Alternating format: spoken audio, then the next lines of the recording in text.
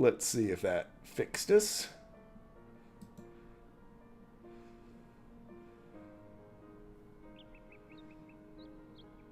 I need to go to live. Come on, guys. Let's go to live.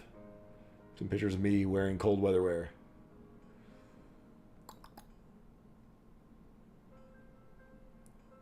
Did it update?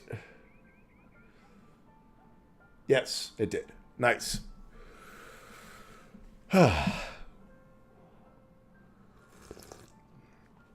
Cool.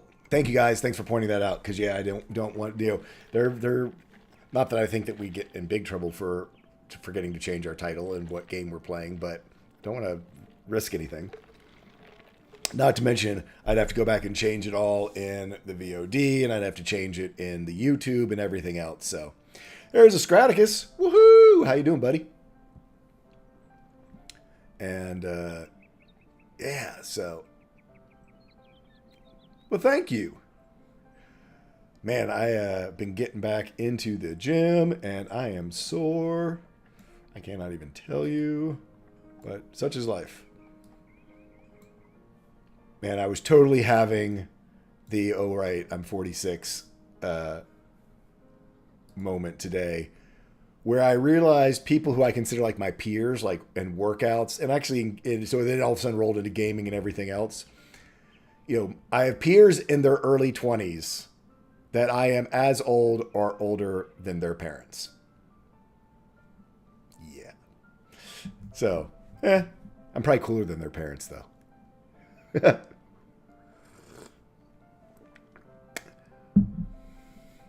But, yeah, that hit me today at the gym, and I'm just like, ugh. I know, right? I was going to say, Will's one of them. I think I'm older than Will's parents. Because I think Will just turned 21. And, I mean, I don't know. I mean, I'm about right, so I don't know. I don't know. I don't know exactly what age his parents are. But if he, you know, being only 21, and like, especially like Sid being 19, I think Sid's 19.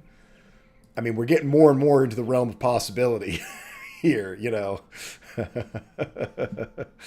So, anyway, I'm not going to worry about it.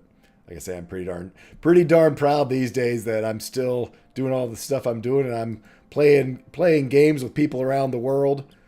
In my now, I guess my late 40s now. Before I could say my mid 40s, I guess I can still say mid 40s. I can still claim mid 40s.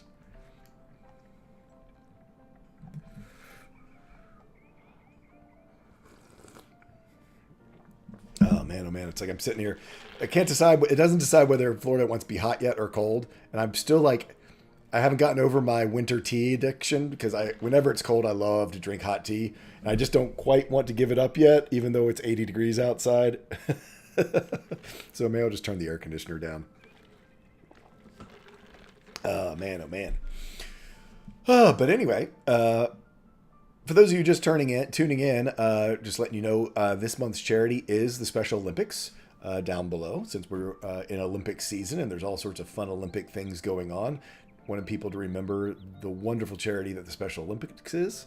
And there's ways to donate down below, and there's also links to the Special Olympics website, where you can get a link from there to your local Special Olympics webpage, which then lists all the volunteer opportunities that are in your area. Truly, this is one of those organizations that your time is actually probably more valuable to them than your money. So if you're wanting to, if you're wanting to do something, and you might not have any extra money to give, truly Special Olympics is a place where you can put your time, and it'll be time well spent. It's good for your soul. It really is, to see these kids out there and competing and making friends, and the fellowship that they have with each other is just, like I say, it's just good for you.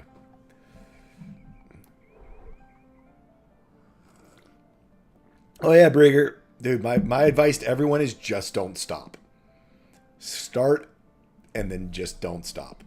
it is so much easier, no matter how bad you think it is so much easier to keep going than it is to stop and have to start again. Because I mean, I've done that. It's the worst feeling in the world when you've got to make up lost ground. Whereas if you just keep doing it, that's not to say that you can't give yourself, I call it active rest times. But yeah, just don't stop. Anyway, looks like we've got the 5 of our group all together here in the back, and we're hitting the end of our clock. So I'm going to let them know that we're going to be live. Going to be live in just about a minute. And I will see you guys over on the other side. I've probably got some windows to move around because this is the first time that I think we've been at just 4 players. So I'm sure I'm going to have to fix my stuff. We will see you in just a few. Video capture device. There it is. Remove. Later, guys. You don't have to travel to the frozen north just for that. This is the first one. And so we are live with the gang. Oh, look at that. Only 1 camera out of place. That's not bad. But whose is it? It's Two Norths, and it's just because he's centered on the bottom row in mine. Okay. Because I had not made a 5 camera setup yet. So it's our first time doing a 5 camera setup. 5 camera. 5 camera setup. Everything super chill. Now, actually being in the right spot, at least centered is one thing. Being where your name is quite another. So. Hello, lovely chat people. How are you? Kent, you wonderful person, subscribing again. Oh, Tosco, look at that wonderful person just subscribing again. Look at it. Kent Hyde with the sub. Woo! Yeah, I did a good workout today too. I got the arm pump going on. I didn't. I worked and then looked after kids. I slept. I composed. There you go. See, look at everyone. I'm doing just their generally thing. awesome. And there's NNG9 hitting hers. Just can't share the spotlight. Oh my God! Have you Kate. just met me? Kate, I'm sorry. Can we talk in Discord after we're done here? I know I need to get back to you, and it would help if we talked verbally. Just, yeah, done. Cool. Well, like I said, we got a small crew today. Depending on how things go and where we get to, there is sort of a wall that we could hit where the party needs to sort of be more assembled to make big decisions. But we've got some things to explore, and this is a great time to do it because we've got the right people here to get some of that done. So let's go around and meet our. Oh, go ahead. Okay, let's go around and meet our cast, and we'll start off because he just took a bite out of his cookie. Actually, I'll be good, and I was gonna start with Kyle, but he rolled away, so then I went to you because that way I go down the line. I'm good now. I'm Tunarth. I'm Tunarth. I'm playing Kel the Wood Elf Druid, who is completely oblivious of recent shenanigans, having come through a very traumatic experience in the Vice and went to have some alone time in the no-think zone, which is in the entire forest at this point. Yep. But he has been found by the rest of the party, mainly Iska, who convinced him, hey, we need to check out some weird things in the city. Please come with us. And so in the morning, whenever that happens to be, he's going to be coming to meet the rest of the group. Yep. Sorry about my background, guys. I realized it was not scaled properly on this screen. Get you back. Oh, yes. Hijinks, too. Yes. Shenanigans. There and are hijinks and shenanigans that I'm sure will occur because it's us. There we go. That's better. A little bit better idea of West. There's not this giant tower in it. Anyway, yeah, we've got story to cover today, so we'll see how it all goes. Moving on to shenanigans, tree hugging druid. Hi. I'm sleepy. I'm Cherokee Druid. I play Celia Rollerin. We're just gonna say Celia's very sleepy today because Iskrin doesn't know how to be a rogue, so she's sleepy from teaching him how to be a rogue. There you go. Sleepy, frustrated, you know. A little of the Exercise same. of utility. Next up, we have Alicia in NG9. Hello, I am NG9 and I play Luna, our water genasi monk who isn't radicalizing anybody at all. No. Nope. Who would think such a thing? I don't know. She's super quiet. Yeah. And she's literally chill. She is literally chill. See And what last there. but not least, from the land down under, from tomorrow morning, the man from the future, dragons are cats. It's hot, sweaty, and humid. Stay in bed. But Advice yes, from the outback. Outback sucks, especially when your country has high as the second lowest fire hazard. But yes, I'm Dragons and Cats, and I'm playing Iskrin, the Eladrin Warlock of the Frost Prince, and he can't be. He can be a little stealthy with magic, but he can't do a tumble. He can't tumble for his life. Cool. And I am Tallswell. I am your DM and your host today for the Vice. We do run our channel 100% for charity, and you will see that this month's charity is the Special Olympics with all the Olympic fun stuff that is going on. You can see different ways you can influence the game by donating through our channel, or if you'd like to, you can go directly to the Special Olympics site by clicking on the words in the description there. That takes you to the Special Olympics site where you can find out if there are volunteer opportunities in your neighborhood. This is truly an organization who your time is just as valuable, if not more valuable, than your money.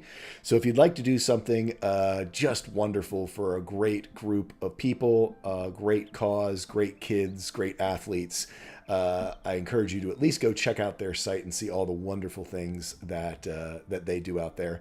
Also, if you didn't see the tweet, we made our donations to World Wildlife Fund.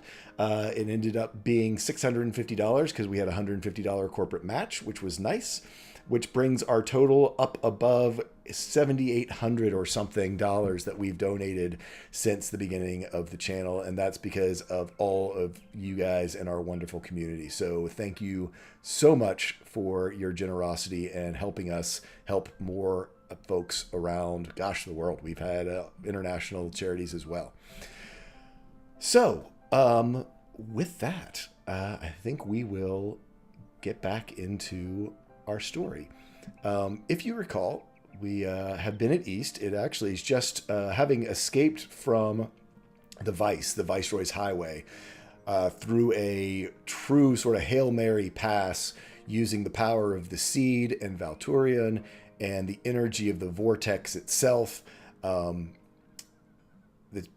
whole party was able to teleport, something that's been impossible on this world for the last 72 years, out of the Vice and to a grove just to the north of the town called East, which is at the eastern terminus of the Viceroy's Highway. In the process, they banished another winged dragon. He's not angry or anything, nothing to worry about there. And then ventured into the town. They did a little bit of exploring. It's still that day, later on in the day, over the last 2 episodes, we've done some exploring, a little bit of exploring around town. They have discovered that the town was built by the Viceroy himself.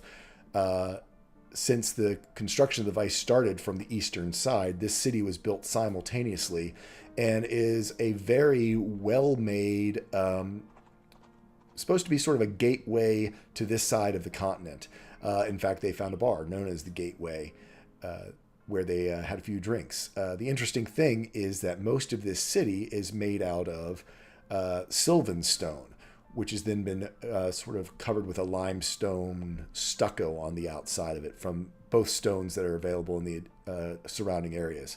The interesting part about the Sylvan Stone is it comes from an area known as the Sylvan Expanse, where a centuries-long war occurred between the elves and the humans. And the magics unleashed there over the centuries literally absorbed themselves into this granite-like rock. And so the veins, where in our world, granite has veins of quartz in it, this rock actually has veins of magic, solidified magic in it, that slowly sort of leaks out through some of the cracks of the city.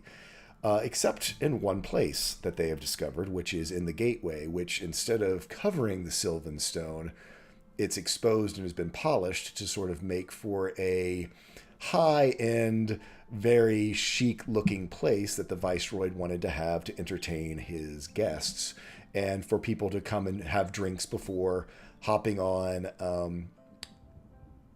either the road or on something that was described as land ships to head out across the Vice. Luna had an interesting experience seeing some sort of apparition within one of the walls where she retreated from the gateway in search of a temple, hopefully of St. Cuthbert, but instead discovered a few children of the lost, which was quite a surprise, who were dedicated and pledged to the Temple of Purity. That was quite a surprise for Luna. She spent some time with them, concerned about their well-being, concerned about that they might be being used in some way. However, they seem quite content and feel as though the Temple of Purity has taken great care of them, given them a home, given them shelter, money so that they can live a family, so to speak. She has tried her best to convince them, but they asked for some time. On her way back to the gateway, she bumped into Axel, who she got some magical advice from. And in the process of casting a spell, which normally would be very dangerous this close to the Vice, within the walls of the gateway was able to do it in a ritualistic fashion so that it cast without incurring even the threat of a Vice surge. As the Sylvan Stone seems to have some sort of protective effect when used in a construction of the same manner of the gateway. Iskren had also seen some of this when he was just with his sight from being inside of there.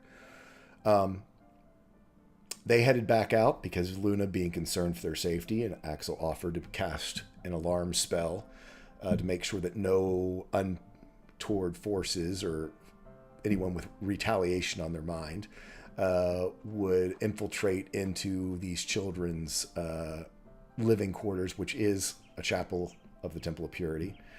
And along the way, bumped into an old friend, Stroth, a paladin who helped them out back at Verdant Falls. Gave them a little bit more background about both divine magic within our world and about these kids. And they sort of continued on, are now headed back towards the Guild Runners, the Vice Runners Guild Hall. In the meantime, we had Iskren, Cilia, Iska, etc. head out into the woods as Iska, having heard that there was an older area of this town known as East that was uninhabited, used to be inhabited, was a living area for all of the tieflings and was haunted and people felt that it was cursed.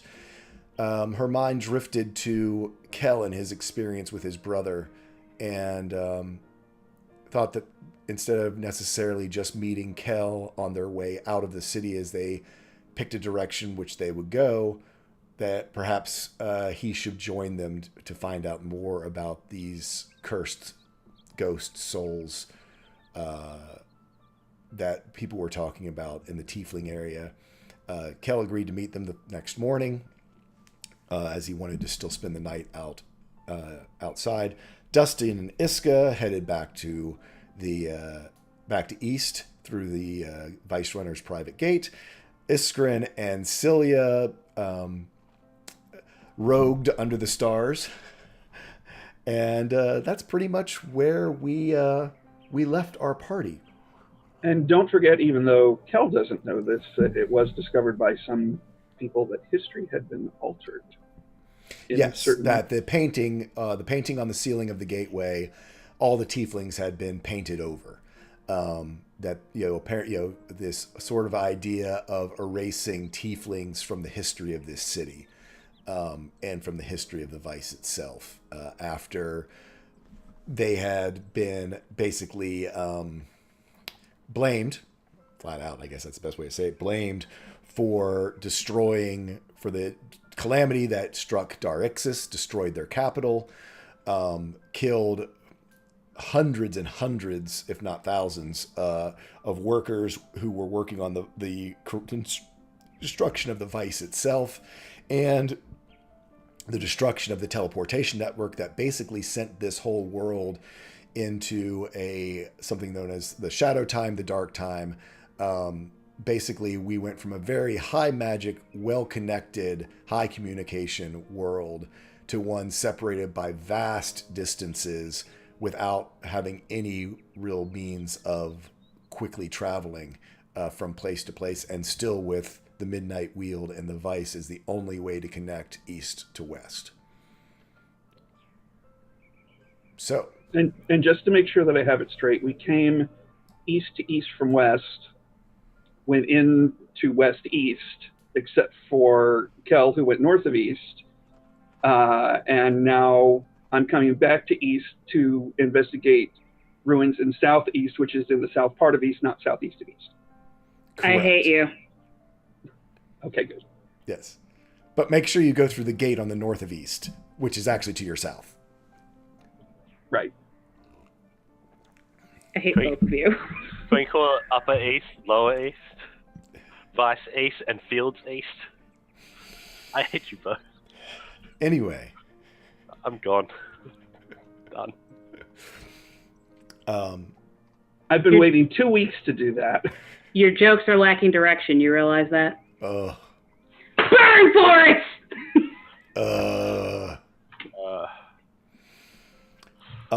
So we're going to pick up with Axel and Luna heading back to the Vice Runners Guild Hall. One of the last things that Axel had said was that he felt as though Valturian, certainly after having witnessed these apparitions in the walls, this energy that wasn't a soul, but almost just like this potential energy in an elemental form, but also exhibiting features of a genasi. Perhaps this was something like the energies that Valturian was taking the seed to Darixis to try to collect.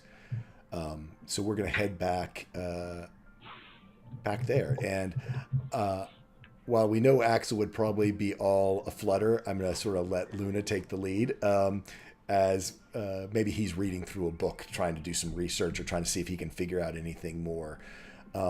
You all come into the main room, and there you see your buddy Albert Millerson with his glasses on, looking over the ledgers and notes behind his desk. That first person that you met who seems to sort of be I guess the receptionist, sort of the Vice Runners. Can you tell us where Valturian is? And and he sort of looks at you, and then looks at you. Are the ones who came in with him, yes? And he slides you across a key, but it is not like a key that you all have for your rooms. It is different. And he tells you, you'll want to go out to the courtyard. Go to, as you walk out the door, go all the way to the outer wall and to your right, and place the key against the wall. The wall will appear blank, but... And he gives you sort of a nod. Thank you. And we will proceed that way and do that thing. Yep. So as you go out there, the wall is perfectly blank. There's not any sort of thing that would make you think that there was something there. But when you place this key that has a rune on it, you see a matching rune appear in the wall, and a door appears that you are able to. You hear a click as the door also magically unlocks as it has been revealed. You can open it and head on in. Do so. There's a short hallway that has one or two doors along it. You can hear from the door at the end the sound of inhabitants, as this is pretty deathly quiet in here. So most any movement you're able to discern. Okay, so Luna will head in the direction of where she hears the noise from. Hope he's there. You can knock on the door, and Valtorian will call from inside. Who is it? It is us. Ah, of course. And he kind of realizes that for be someone else, he opens up the door, and you see he's no longer in. Actually, no, I guess he still is. At this point, he still would be. He is still in the disguise that of what is it, Wraithgar the Great that Iska had cast on him on the disguise. Still got a couple hours on it. Yes. Okay. Luna will blink for a moment. It's just like, but not comment on it for whatever reason. I seek answers from you. Of course, I will do whatever I can to help you. There is an energy at a place we were at that is Genasi in nature, as my understanding goes. That is interesting indeed. In all of my studies, I had not heard that energy from the Calamity was anywhere other than potentially in Darixis and in your people and within the Seed. Where was it? It was in the establishment we ate at. And while they are not souls, but they spoke to me in a manner. I wanted to know if it was possible that that energy could be absorbed by the Seed.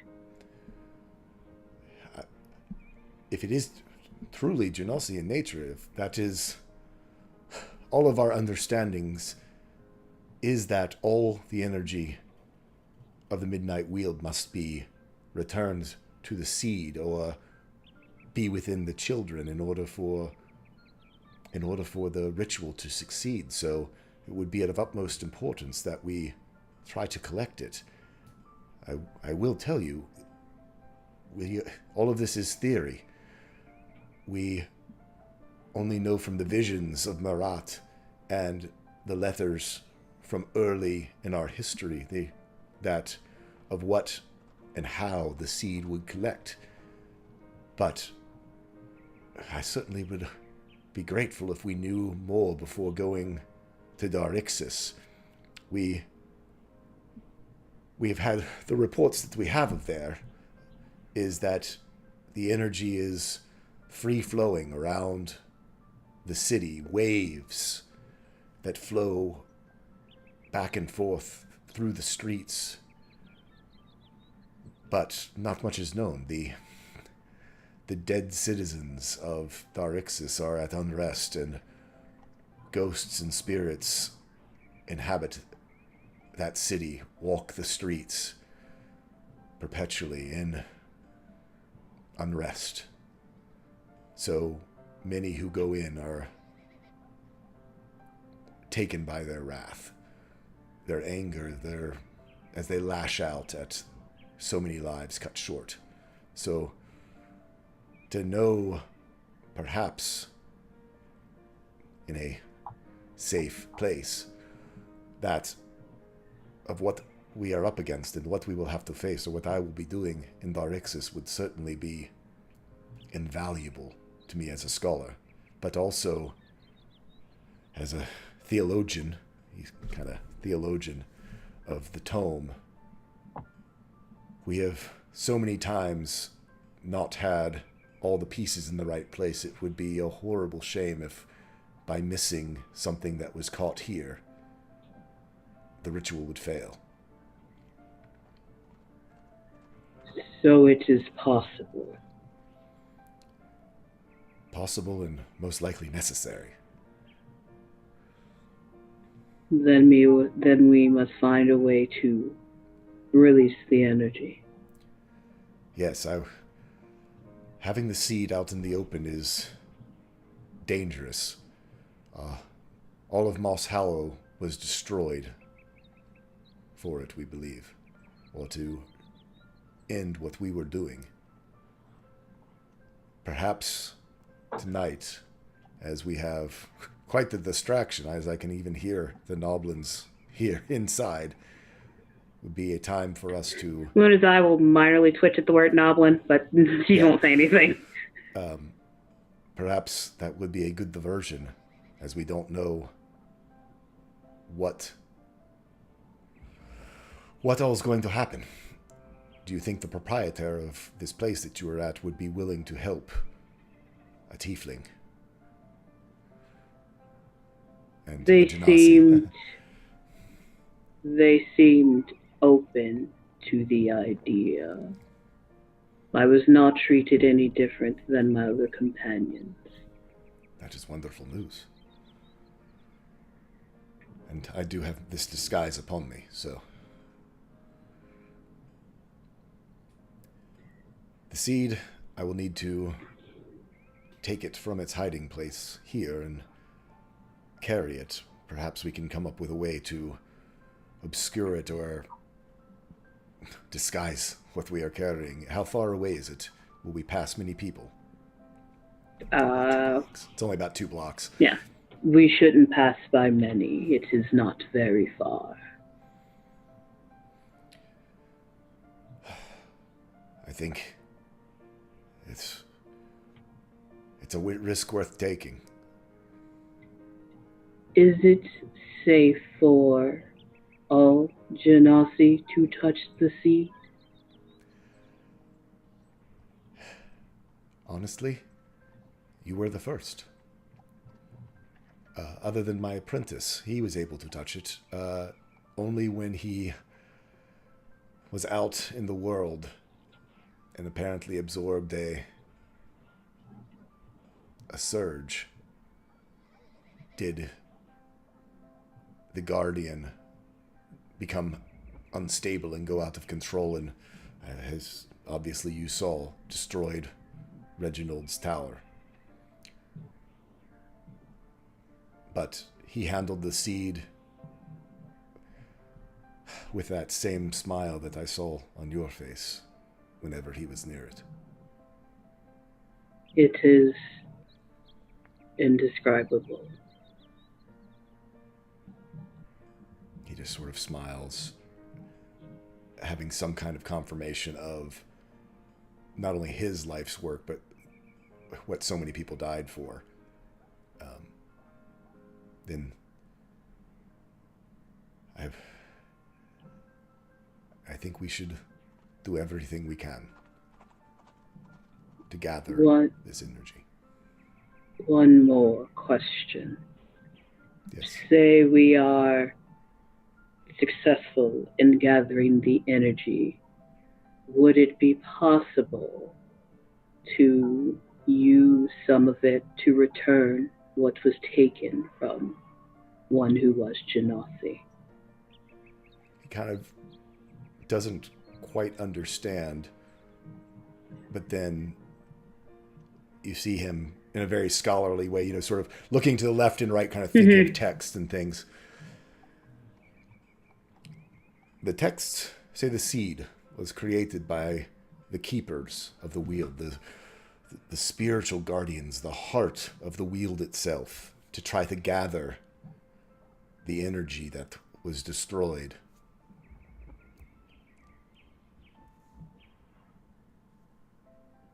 They are a part of nature. Nature is a circle, him being a druid. Life, death, rebirth. Who knows what is possible? I think many would have told you teleportation on this world was impossible. Yet we did it using the seed. But earlier today. That is true. And to be honest, I'm not sure it is something we will get to test, but if that mistake can be rectified, I would like to try. I will say, as I believe your interesting elven friend found out the difficult way, usually the seed does not. The guardians certainly protect the seed with utmost zeal. But the seed of itself, when others touch it, even Reginald himself, it merely strips them of their magic, as it is the only way it knows to feed. So, I do not believe that he would be in danger.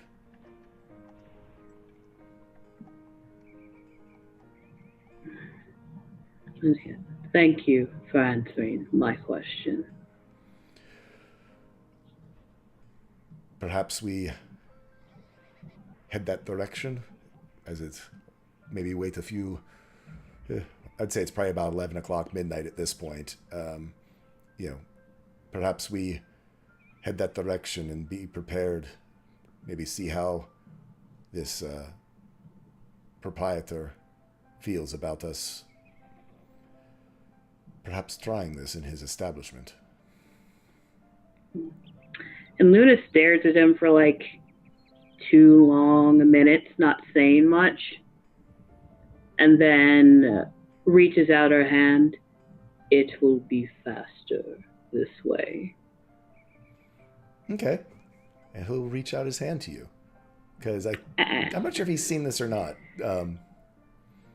He hasn't. Because he was hidden away. Yeah, I don't think he was, yeah. So as you guys, I assume, go sliding out to into the courtyard, you see a giggling, probably arm in arm, however you guys want to describe your entry back through the gate, Iskrin and Celia coming in from an evening on the moors, on the highlands. So tell us a little bit about the two of you guys as you come back into the courtyard of the Vice Runners Guild.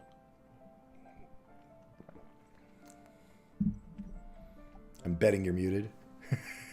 No. I was just, I was figuring out if Celia, Jeanette or Celia was just going to talk first. But are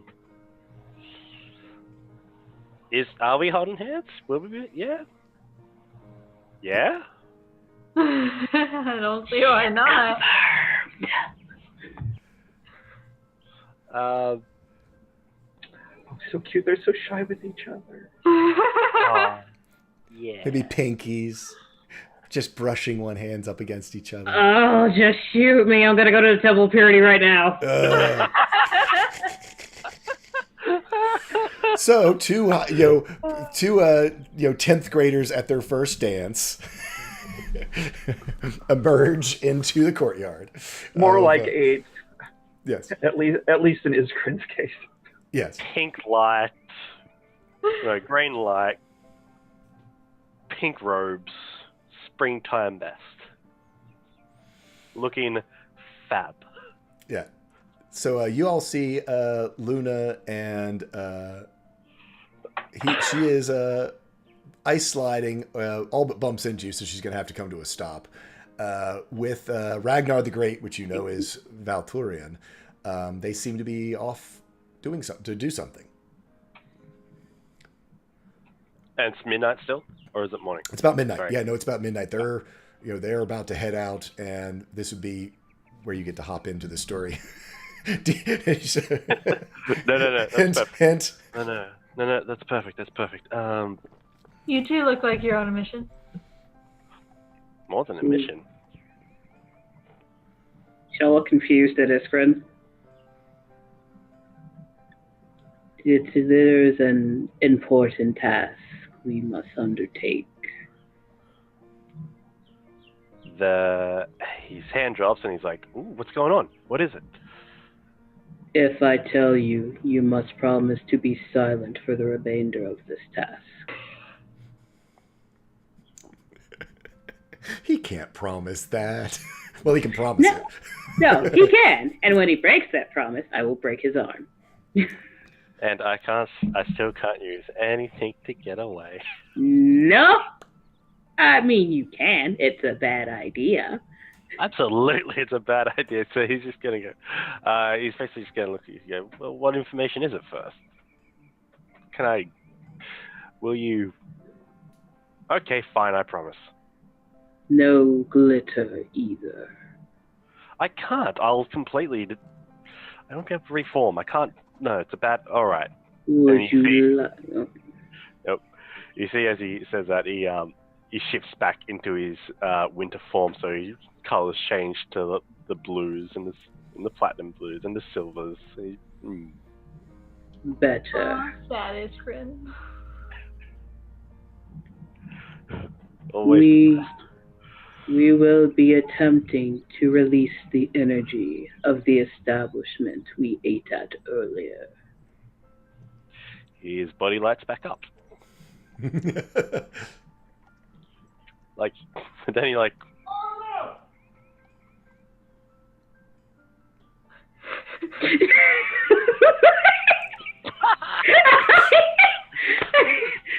Tension broken. Oh no. That's what he said. That was just too perfect. Such a good timing. Yeah. He They're lights playing up. Monster Hunter right now, so I guess something just happened. Something happened on Monster Hunter. So, anyway. Mm-hmm. It's like, and Luna, seeing you like you light back up. I will drain you. I will ensure you are drained of power if you do not control yourself. And there's a shrug and slump. Better. We are headed there now. We will be subtle, and we will see if they will allow us to try. Don't worry, I have this subtle thing down pat. Celia is an amazing teacher. Like, she taught me how to do some tumbles. Celia looks at Luna and says, he has some work to do. Meanwhile, Axel's gone over to where the wagon is stored, and there were spell locks on it, so he's taken those off.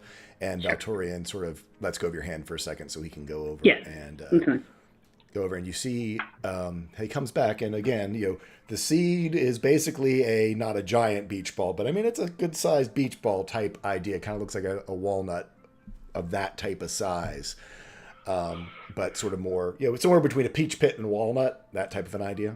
Mm-hmm. And so he sort of looks at you and goes, "We do have the matter of carrying this around." I will carry it. And she'll kind of brace herself and touch the seed one more time to make sure that it's still okay. Yeah, no, I mean, because you're prepared for it, but it still is that. I mean, it's. It's that kind of a moment. It's sunbeams through stained glass windows.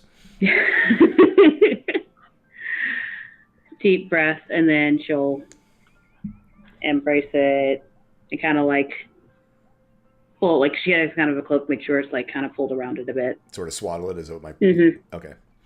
So I mean, it's if Celia. I mean, if you want to do a check, but I'll just say Celia does. I mean, she would pass as someone carrying a child or something along those lines. It actually fits that narrative pretty well.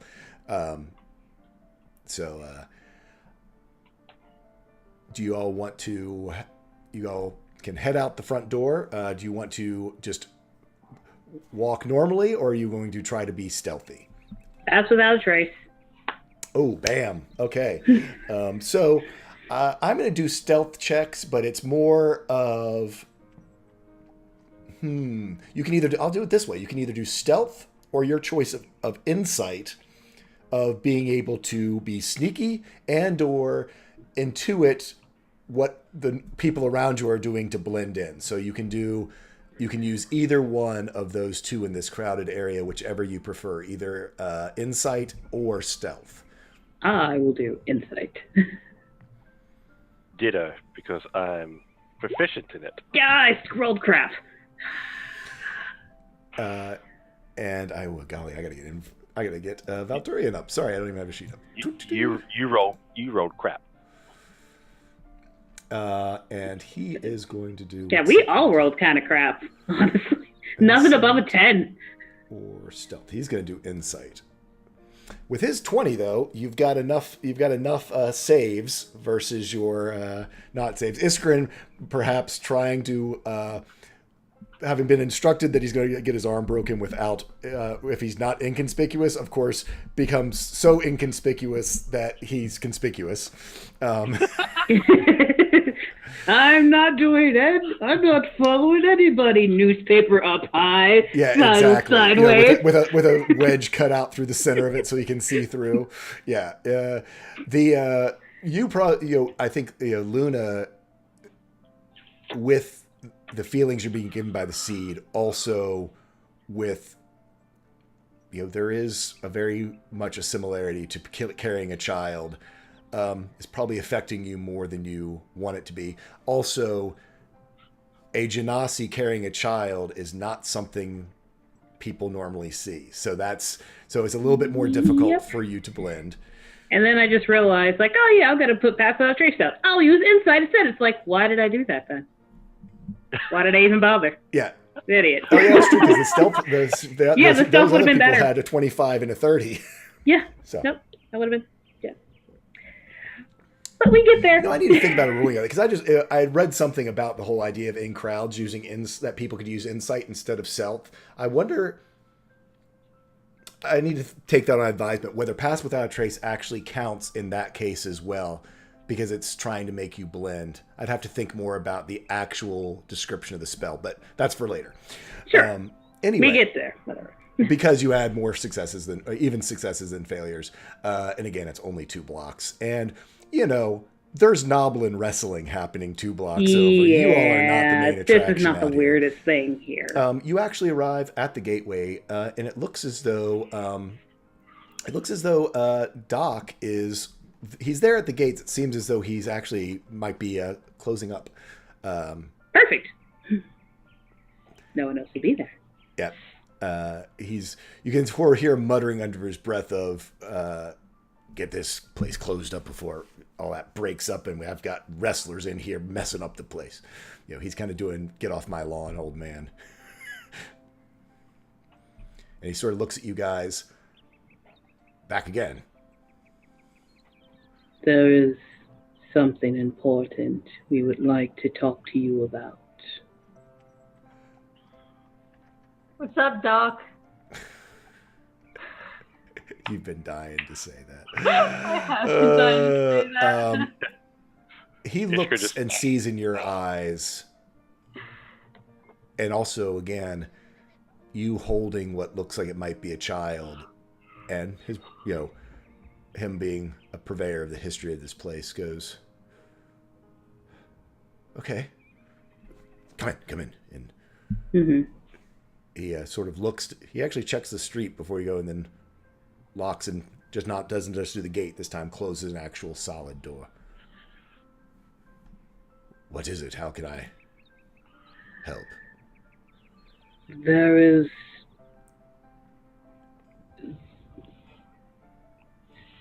an energy about this place that we would like to redirect. Yeah. Funny.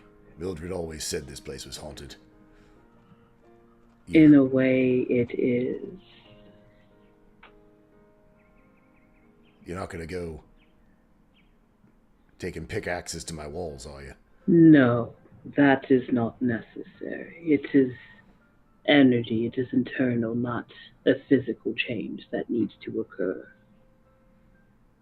Okay. I've seen stranger things over my life, and I always say there's time for one more, right? I must stress and ask for your discretion in this manner. He looks at you, and remembering that he had told you the story of the ceiling, goes, I already trusted you with the real story of this place. I hope you can trust me as well, that I will not speak of this to anyone.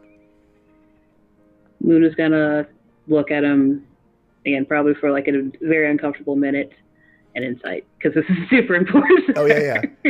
I won't even make you roll for it. With your knife that detects truth, he's telling the absolute truth. Okay.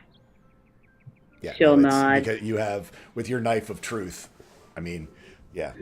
I look into your soul. I mean, he's also, this is, you know, he's a straightforward, you know, older gentleman. He's lived a long life. He doesn't have room for lies in his life.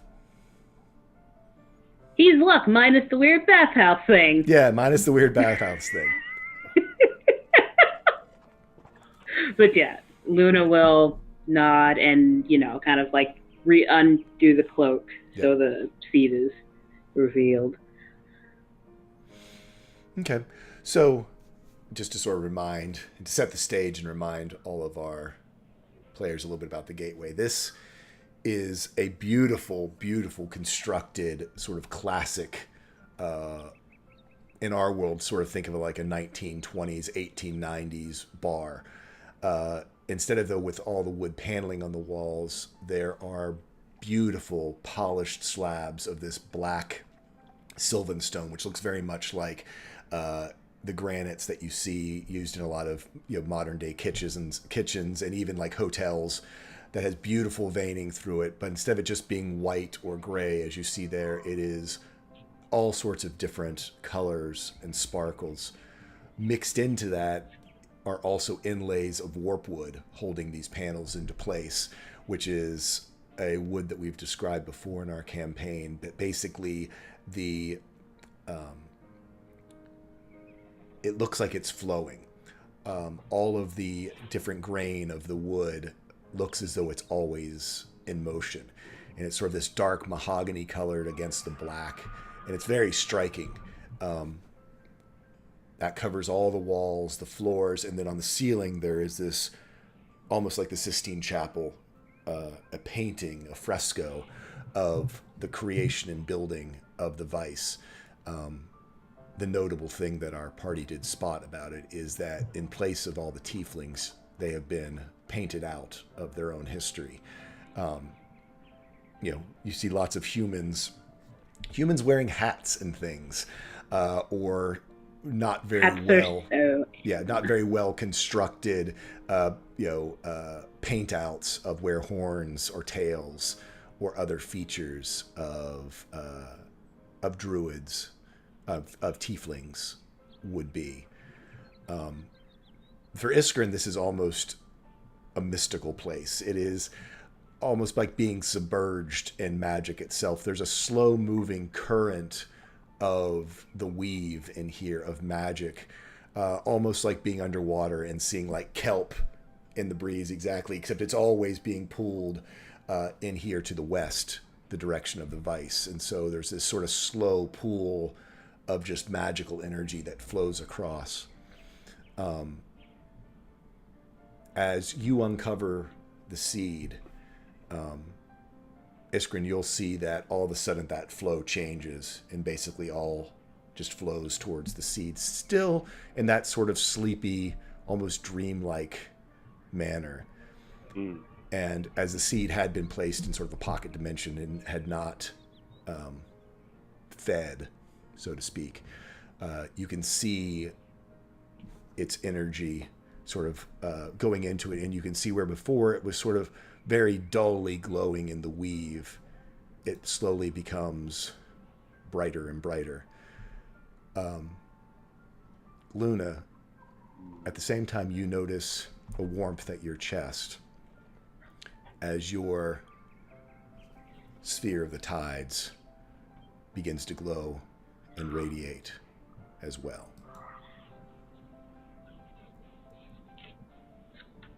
As you stand there, you can see this energy begin to build within the seed and all around you. The first thing you notice is where Ragnar the Great was. You see it becoming insubstantial as that magic gets pulled away into the seed as well, and you see a tiefling standing there, and Valturian suddenly looks quite exposed and sort of looks at Doc. Doc, though, sort of gives him a smile and a nod and a welcome, a feeling of welcome that he does not need to be afraid in this space. All of you on the walls now start to see a sort of crackling build of energy. Some looking like flames in places, others falling like water and rain dripping down the walls. Other places, it's like there's a breeze that blows across those other forces. And in some places, it almost looks like crystals begin to grow out of those veins of magic itself.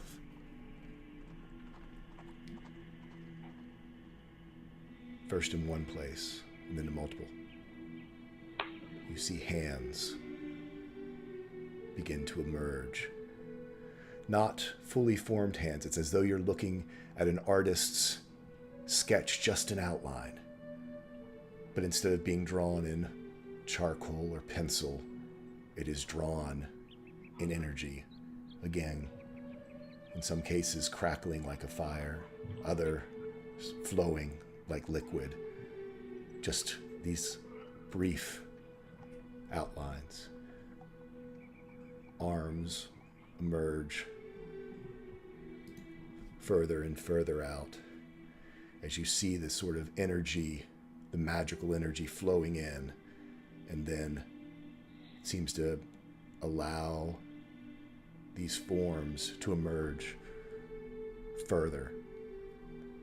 You begin to see faces, sort of where they would be above the arms. And there's almost a consciousness there for a second, and you see many of them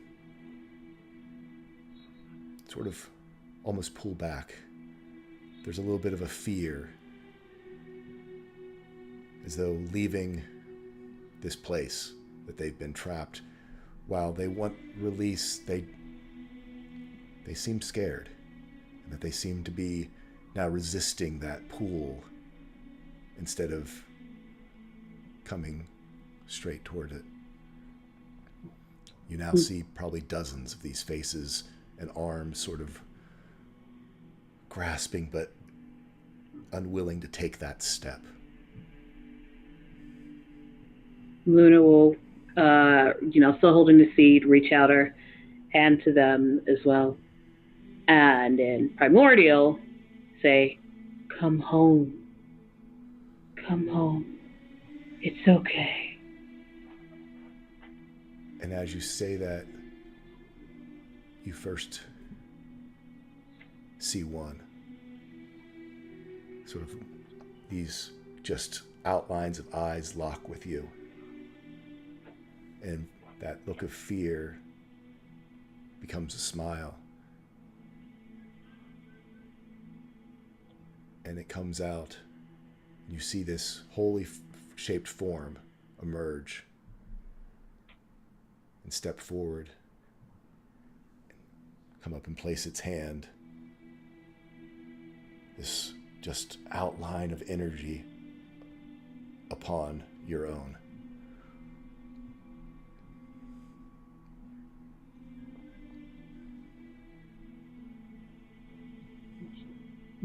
So she asks, she just nods. It's okay. sort of Lynn looks from you to the seed, almost questioning, is that where it should go? No. Again, takes the hand, places on the seed, gestures back. As you place its hand upon the seed, it smiles at you, and you see what looked almost like an older face sort of begin to de-age to a young adult, then a teen, then a child, and then finally a baby, and then a spark of potential, and then disappear into the seed. And as that happens, you see others that seem to emerge one by one. Flame, water, air. You even notice ones that sort of are more geometric in shape, almost like crystalline in form, come, and one by one, some passing through the rest of you, walking up and placing their hands upon the seed, each sort of going from an individual back into this spark of potential life that then absorbs into the seed itself, until finally the last of them steps out and makes its way across. And it gives you a nod. And then steps into the seed.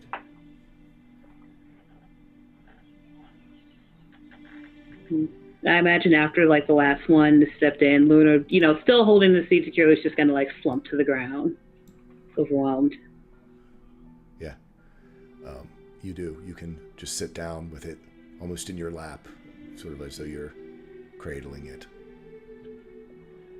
As the last goes in there, and you see Doc just wide-eyed, having seen all this, all of you, human eyes. It was not, at this moment, whether it was the light of the seed itself, you saw this procession as these dozens of entities, these energy constructs, re-entered into the seed.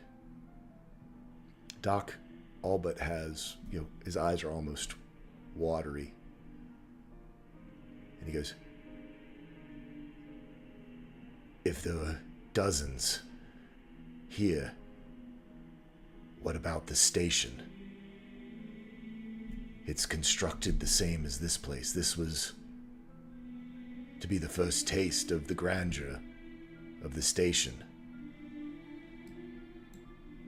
There must be thousands there. And we passed through the station to get into the city? No, that's not. further. It's okay. You actually haven't gone far.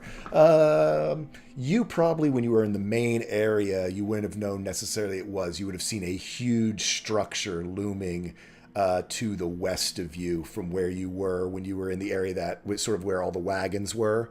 The temple, the chapel of the Temple of Purity is all but in the shadow of the station. But it would have dominated the Highland. You can't see it from here, but you would have been able to see it from where you were earlier today. It's a giant building. It is constructed from the same. The interior of it, yes, is all sylvan stone, polished. There's a huge sculpture even. Two giant spheres, lenses, they almost look like flattened spheres, showing a map of the east and the west. That is there at the end of the station. It's made out of white sylvan stone. It's very rare. Is the station always open? Are there... been closed for years. It is part of the area that I was talking of that is thought to be haunted. It was never finished.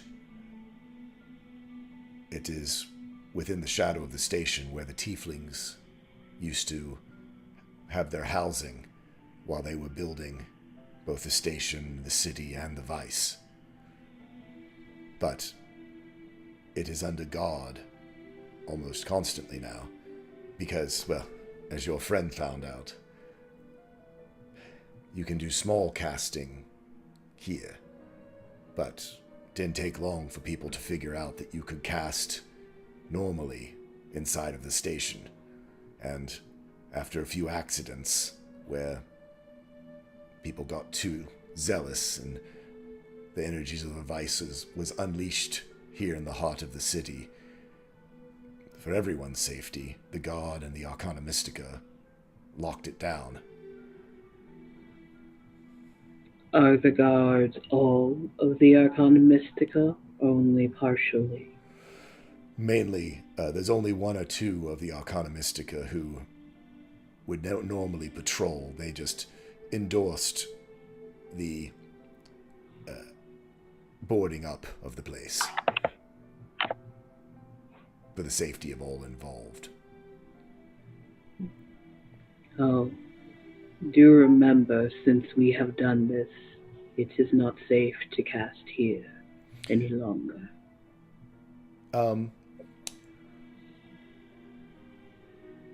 Iskra, Because I assumed it was because of the energy in the walls. Is that not it?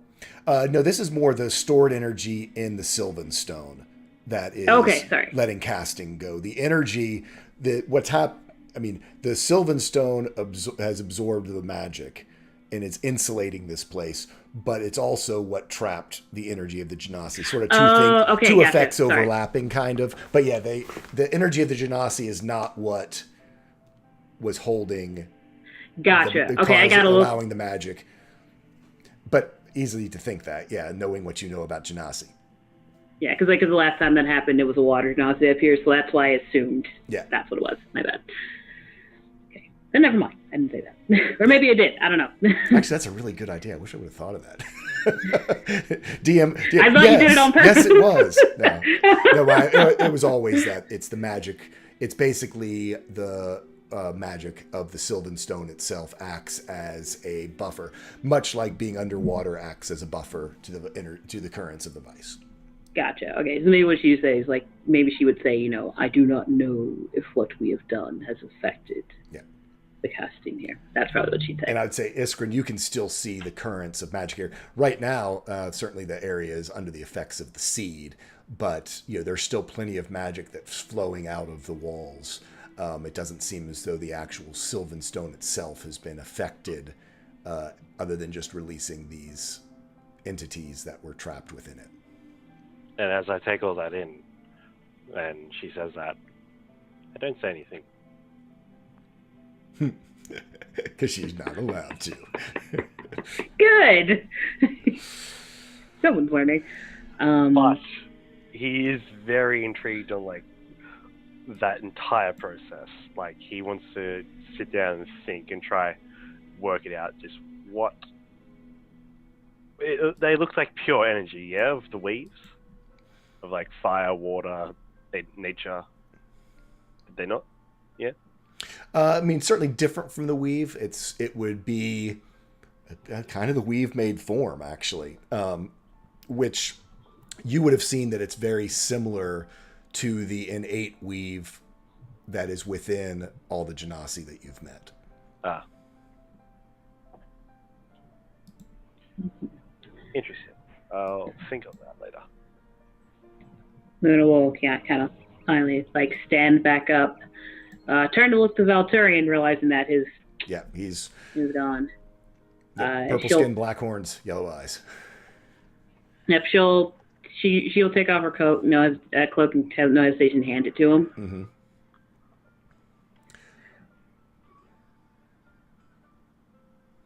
Yeah, he thanks you. Mm-hmm. Thank you. Yes, this was unexpected. well, it's actually, I mean, it's happened now, but just out of curiosity, so when I did my pass without trace, did the seed just absorb that? Because I didn't think about that when I did it. The seed actually held your pass without a trace. Aha! See? There we go. Good to know. Yeah. Luna will look if there's, to Valterian specifically, if there is most certainly more energy trapped there, I'd imagine. I do not. Yes. He still seems a little dumbstruck with the whole process, as it's something he's been reading about or that have been conjecture on, and now suddenly he's seen it in front of him. Yes, we must free these.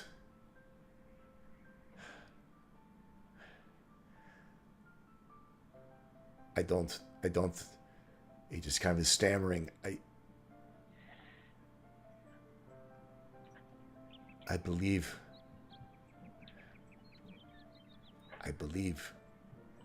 these energies is what will, as the vision says, let all that were lost become fruitful. Yeah, and Luna, because she did kind of suspect that before, just kind of like absently like strokes it, murmuring again, primordial, just like you're safe.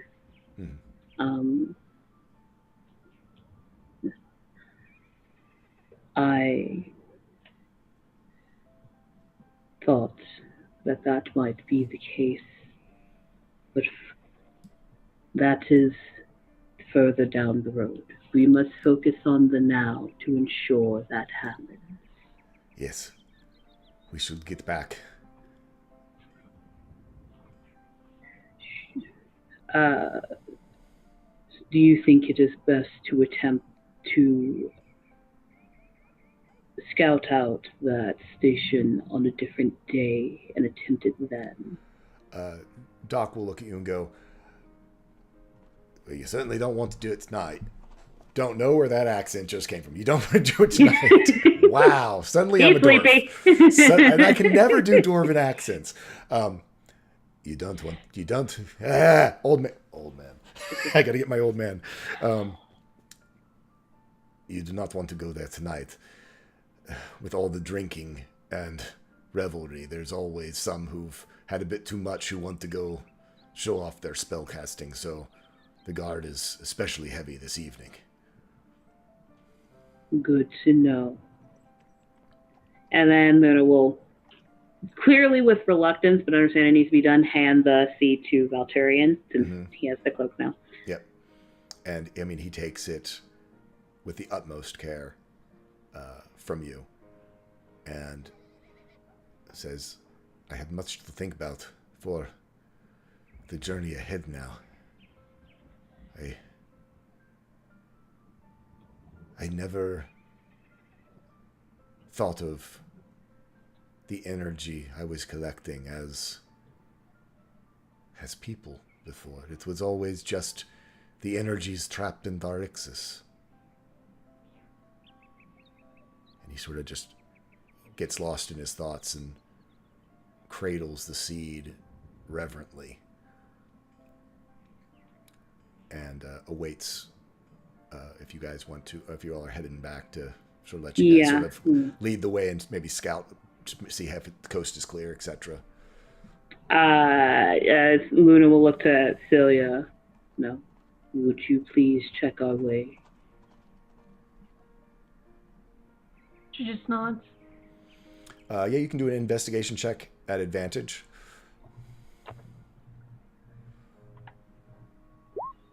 Yeah, you sort of are quickly able to sort of time a lot of things, both sort of the passage of people. There seems to be some sort of fireworks and entertainment happening down in the main square to your left, and pretty easily you're able to time it out so everyone can go the 2 blocks back to the guild hall without any issue. Valturian does not put the seed back into a pocket dimension at this point. He, again, is probably, he always was reverent with it. Now it's, the idea of, with these new entities within it, of starving it of magic for even a little short time has him thinking twice. So, but he can take it back to the secret room and bid you all of you good night. Luna will actually walk him back. Okay. All the way back. So she can make sure she gets her cloak back at the end. Yeah. But but after they are kind of like just back to the room, because I assume Celia and Liston are going to go lovey-dovey, whatever. There is another room, in this area that's unoccupied if you want to stay next door instead of going back upstairs. But I need to talk to Dustin. So okay. I do want to go back there. But yeah, but real quick before she does leave she'll ask Valterian, do you think that your people were involved in creating mine?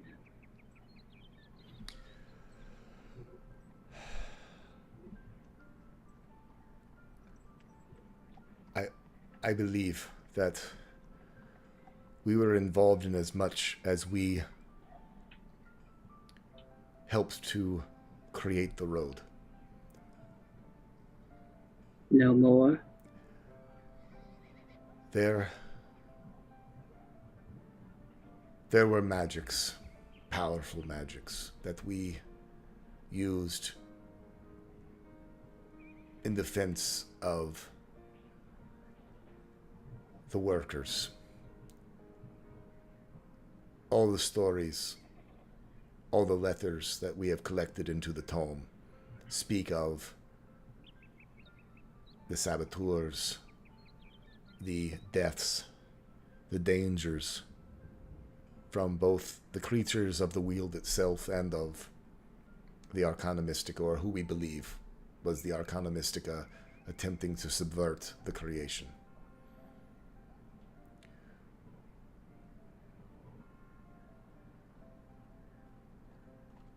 I've known many warlocks,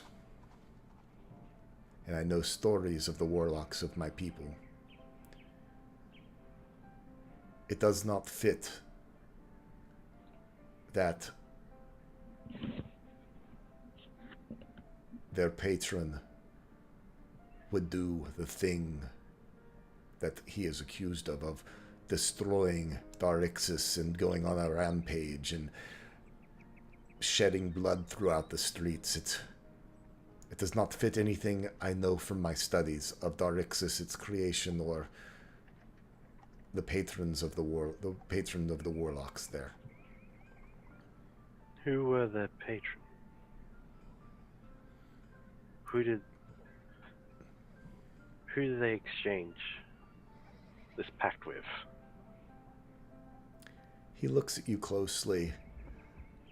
Ishgrin's like staring at him heavily. Yeah. That is not something that is my place to share. Ishgrin turns away. And he'll just say, I'm going down to the boss. With his head kind of like down, pondering. He looks to Luna again and... But... So, were we involved? Yes, because we were right in the middle of it. But whether it was our actions or our carelessness that destroyed our own people, destroyed our capital city, I was not there. But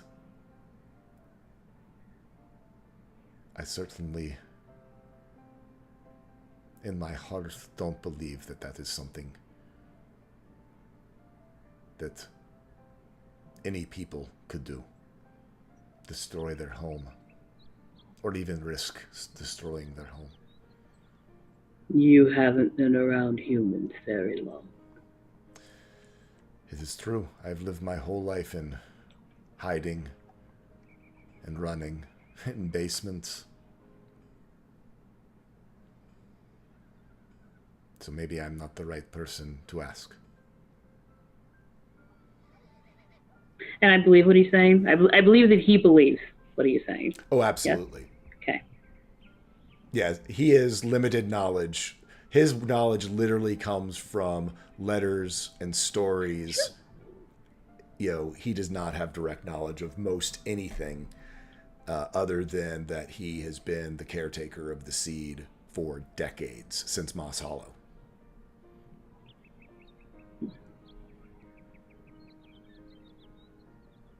I am entrusting you with something important. I suggest you not break that trust.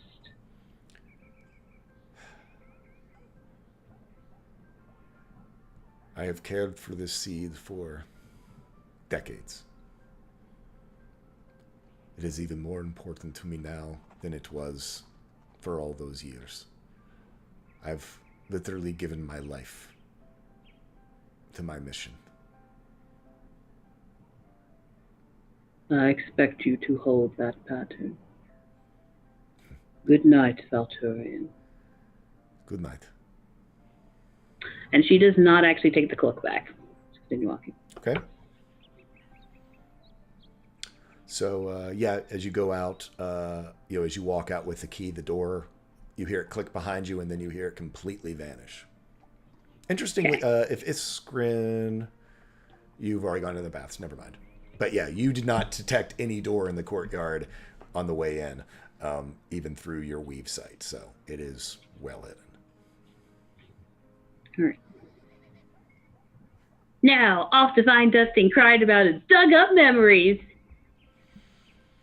Well, he's upstairs. If they're back at now. Yeah, because Iska and Dustin actually would have arrived before Cilia and Iskrin, so you basically just kind of missed them in the courtyard. And Iska probably went upstairs with him, knowing. I'm going to just play for Bird a little bit, knowing sort of the place where Dustin was, sort of get him settled back in his room and back to his memories. And he's up there. Okay. Knock. Yes. Iska? No. Luna? I need a favor. Of course. There are some Genasi I'd like you to look after, since I obviously cannot be here all the time. And I'm not sure they will do what is best for themselves. And she will hand him over, give him a bag of 400 silver. Okay. I know of who you speak.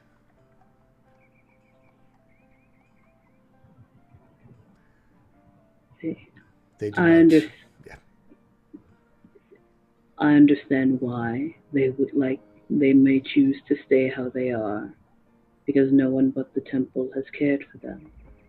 I cannot stay and do such, but I would like to ensure they have what they need.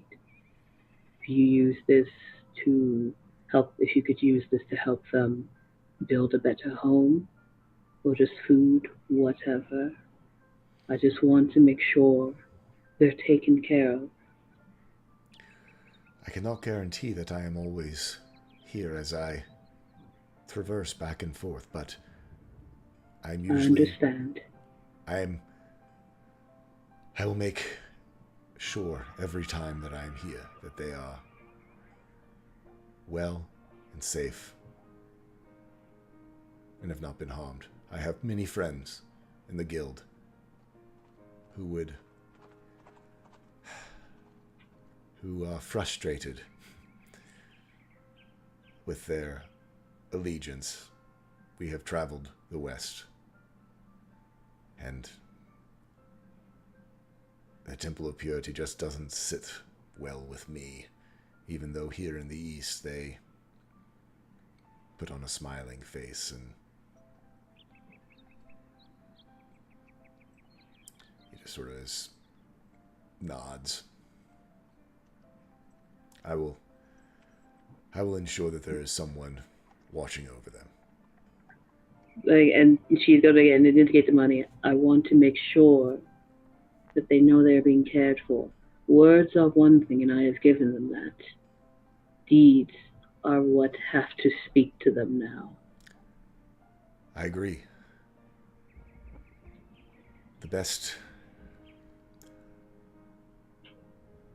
I worry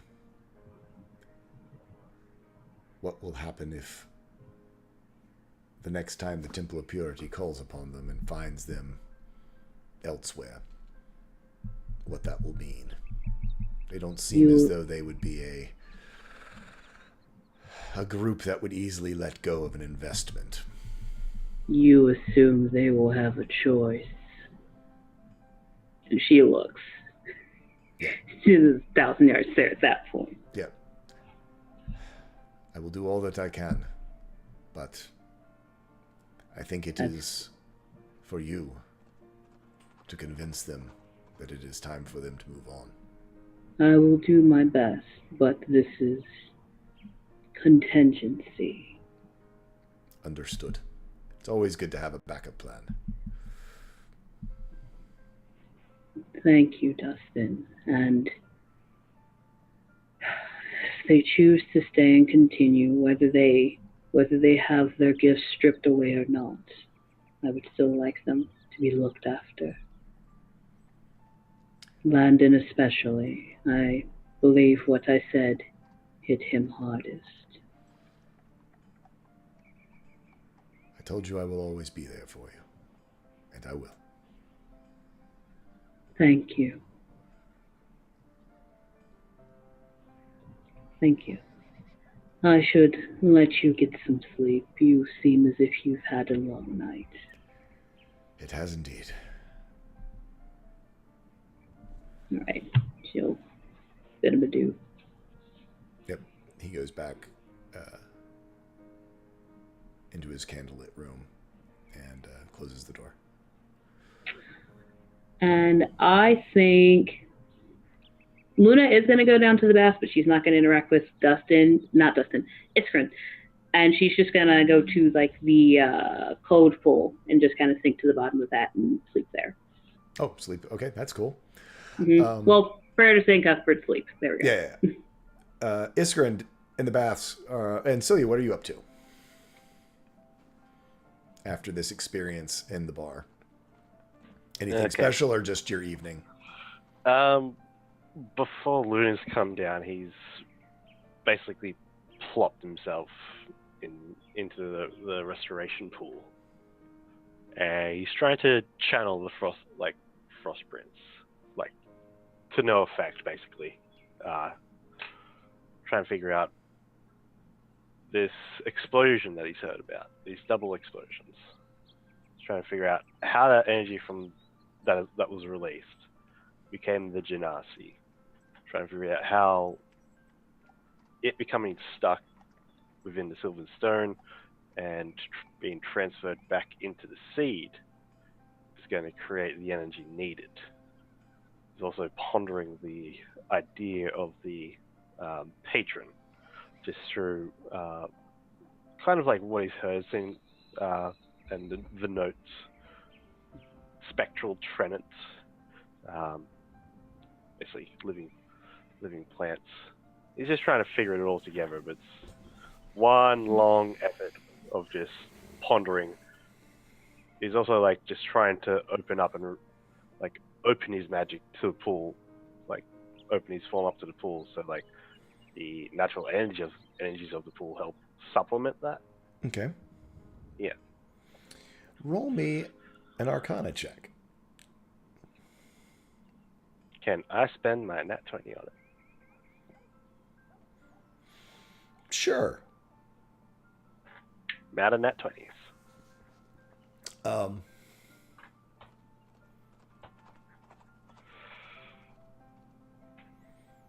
I feel like I just cheated. God damn it. Well, hey, it's my choice of what you. Are you kidding me? You hear the voice of Lyle in your head. Really? You can't piece this together?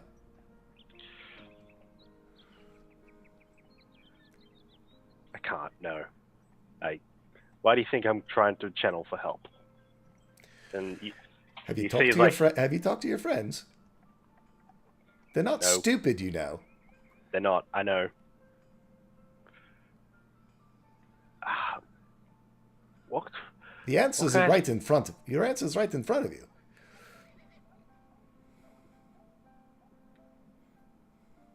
Not literally. God. He's literally looking at his hands. Yeah. He's like, he just sighs and goes, ugh. Go out, talk to your friends. Get them to help you. And he does. So he stands out of the water, still dripping wet. It's Pulls not himself like he along. didn't put up a billboard. And he leaves you with that. Who put up a billboard? And Lyle goes quiet.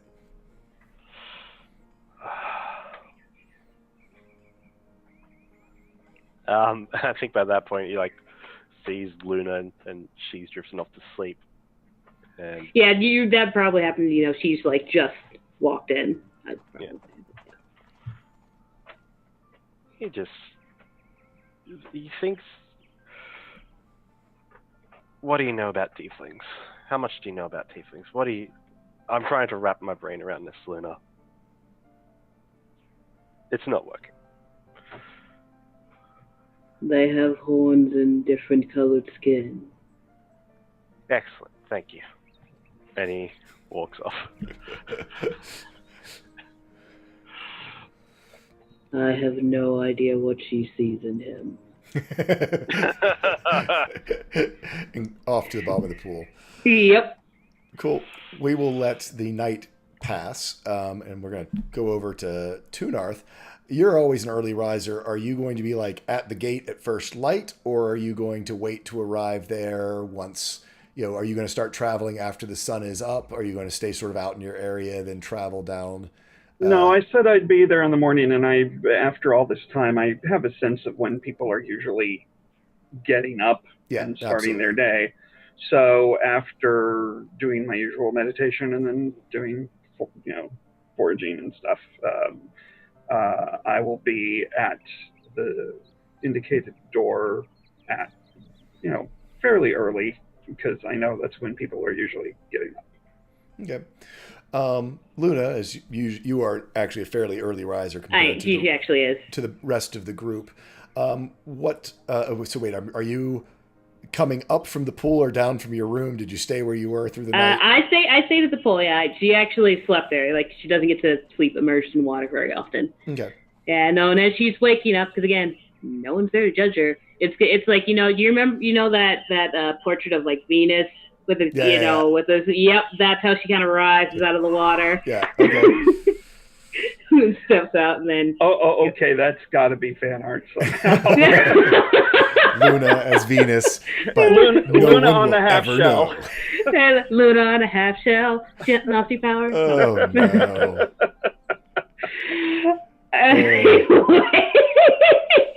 Sorry, yeah. So she gets up, does her morning exercise, and then goes down there at the baths, or is she up?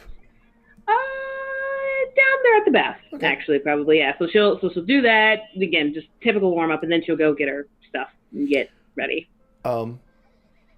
As you come up, you see Albert sort of is waiting in the hallway up there and goes, you have visitors. Oh, and thank you. You see sitting on the furniture around the sort of lobby area there, reception area, you see all of the Children of the Lost.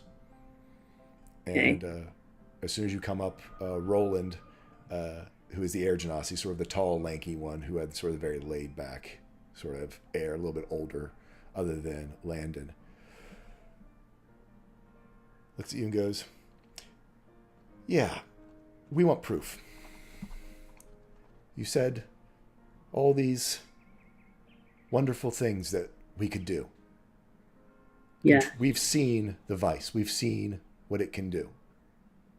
Prove it." It will be, You said you can Dang. shield. yes. Someone will have to cast a spell. I'm sure I people you Yes. know. Yes, I can do that. But you know how surges are. You must be prepared. The shielding you must be very close for, and I want to make sure you all are aware of the danger. I am perfectly willing to do it. Make sure you are ready. We came here looking for proof. We're ready. About this time, I'd say, I don't know, Iskrin, do you want to be coming down? Yeah, I'd like to think like Ishkrin went back up to the room, Celia, but set off all the goddamn traps. Oh, of course. I know how to rogue now. Yeah, every single one of them. It's like the Yeah, doorbell. because both of y'all are went elves, so off, y'all only need 4 fire. hours, so y'all could have been up early as well. Oh yeah, sure. Like Yeah, you tripped Celia over a little just- bit and then a knife. Sorry. Celia just starts like cursing in Infernal and just starts setting the traps over. And he's just confused. Like, what's wrong? And then he figures it out. He's like, And then he like exits before he gets trapped in the room again. And then comes downstairs. So, hearing the commotion, we'll say that Iskrin, followed by Axel and Iska, in a hungover-looking Luck, all but at the same time, are coming down the stairs and sort of see you talking, maybe overhear you a little bit talking to these children. Seeing Iskrin, Luna will take deep breath. Iskrin, I need you to be your normal self for a moment. Mm-hmm. And kind of like, and tell everybody, okay, stand as close to me as possible. Me? Axel, Not you. Okay, I'll let you continue. And perhaps we should take this outside first. I know, getting to it. I figured you were, but just in case. Like, oh, Yeah, no. Yeah. No, screw the guild hall. Rebuild it. Yeah.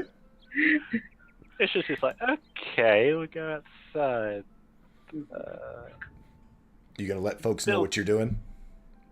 Yes, and she's like, Iskrin, when we get outside, I need you to cast a spell. Okay. Axel's I like, can do that. what are you doing? We, my people, need proof of what we can do. I need you to cast a spell. Oh, okay. Iska kind of looks at you and sees the determination in her eyes, and she goes, 1 second. Runs up, runs back down. And she has in her hand a yellow crystal and goes, just in case, it's one of the greater restoration crystals from that she was given. And with that, Axel is like, perhaps Iskrin, can you still see what you first called as quakes, so you don't have to do this multiple times?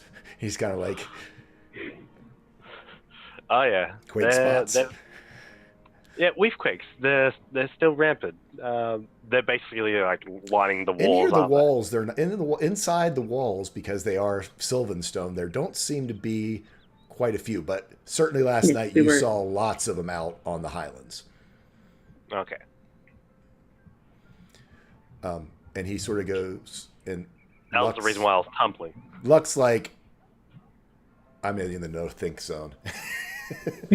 And That's even just Iska and Axel are kind of like, sorry, I'm just throwing this out here to get them out of the picture. That's fine. Yeah. Yep. They're like, Axel's like, we probably should do as few as people as possible just in case. So you, yeah, but yeah, go far away, and be careful. We will do so. And he hands Cilia. He looks at her and goes, just in case, and hands Cilia the resurrection scroll. Good idea. Read in case of emergency. Yeah.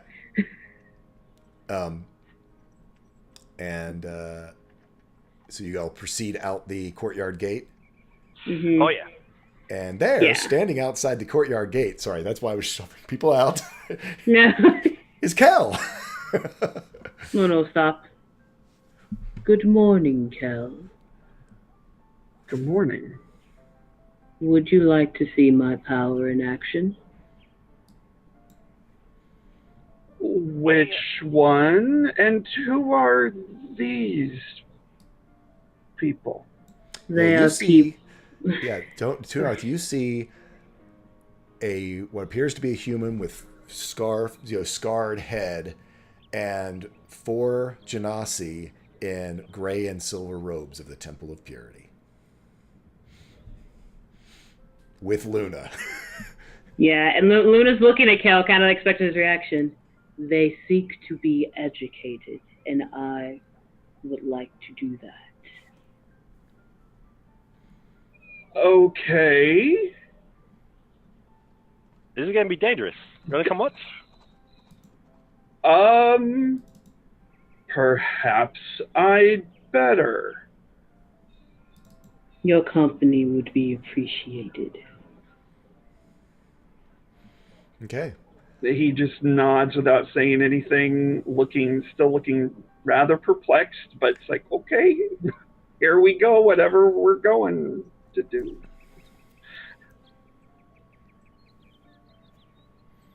Sorry, I'm making sure we got enough squares. We do. Yes. 5 I feet. think so. So 8. Yeah. That's up to 8 people. 5 of them, 3 of you. Well, and Kel could be a squirrel. Yeah, if worst come to worst, to be on a shoulder. Okay. Yeah. I'm like, All right. math, geometry. So I'm also like wandering behind them all, as Luna leads them outside. I want to do a quick thing's popped in my mind. I want to see just how similar Genasi's weaves are to the spirits. Like, just how close. Like you said, they were literally walking on the weave. How close are these physical Genasi walking to the weave? Like, I want to try to figure out how close.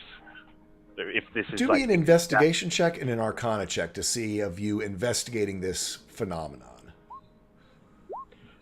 What did I roll? Those weren't terrible. Not terrible. Not terrible. Genasi seem to have an inherent affinity, I'd say, to one of the each of the elemental weaves that correspond to their nature. And from what you saw last night, it's that you can detect it's that same affinity. The only exception right now is the child who you see covered in scars on their head, and but who is walking with these children. Okay. Okay. I also want to try to put together if those spirits literally just missed the mark and were trapped in stone, or did not have form to flow into. Like that's where my head's kind of going. Like the energy was released. There's nothing really here that could give you that insight. It would be more investigating the Sylvan Stone and maybe where perhaps there's a greater amount of it, or different types of it might give you a better clue. I make that note to suggest to Celia, we should go check out the white stone they were talking about at the station. It'd be nice to see. So do me a survival check with an Arcana check to find a nice weave. Boom. I'm not at an advantage. Yeah, no, it is find. Yeah, you're able to find one. It takes you all about 20 minutes outside of town, but you find a nice, strong, blur in the weave that you've come to recognize as being a place that seems to have a natural affinity with the vice and high potential of causing vice surges. Okay. So, I'm going to... DM speaking here. Think about what you're going to cast. Yep. By the way, I just, for my own knowledge, now that I've developed a little more sight, am I noticing anything here? You are noticing this is actually an area that ley lines, as they go sort of flying past you, avoid. They seem to curve around it. They don't flow through it. I don't know. I don't see when he points to this spot, you see, as you keep looking at it, you can see that any of these little quick sort of zips and blurs of ley energy kind of jump around it. So it's like I'm noticing an invisible object from the fact that stuff is flowing around it and avoiding the space. Correct, but it's not like a constant flow. It's only every once in a while when something passes by that it would have passed through there, but gets sort of diverted around it. Gotcha. Like a shark going by your legs. Just like a shark going by your legs. Sure. That's actually a really cool sensation, to be fair. Yeah. Yeah. Once we're all on the, Iskrin's in the right position to do the thing, and Luna feels like she's ready and everybody's positioned correctly, Luna will turn to Iskrin and say, "Unleash the weave."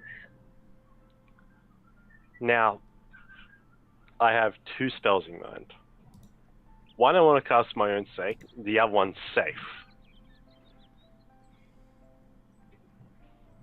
I am 100% sure out here, anything that has to do with teleportation or transfer between planes of existence is a bad idea.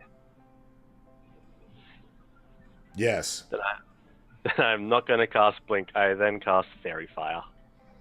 Oh, okay. So where are you going to target it?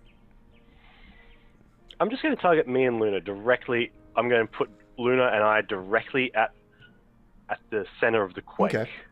So for all intents and purposes, targeting Luna. Okay, that works. Yeah. And you sort of show us how this sort of explosion of fairy fire looks. All right. So I basically just put Luna in front of me. I just stare at her, and then as my own blue light then begins to shine, it begins to take on a fiery form and then just blasts out into an area covering the ground all in blue, wreathing blue flames. Luna begins to be outlined as well in the flames as it coils all around her, just in a column, this massive of spectral blue flames just swirling up and around it, mostly channeled on the very spot where the weave quake is.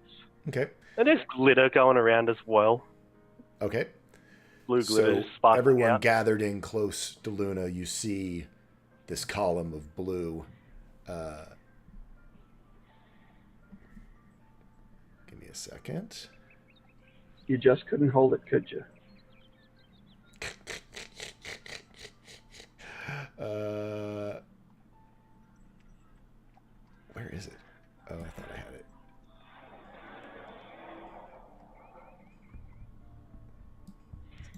not sure if that's the right one. I think it is.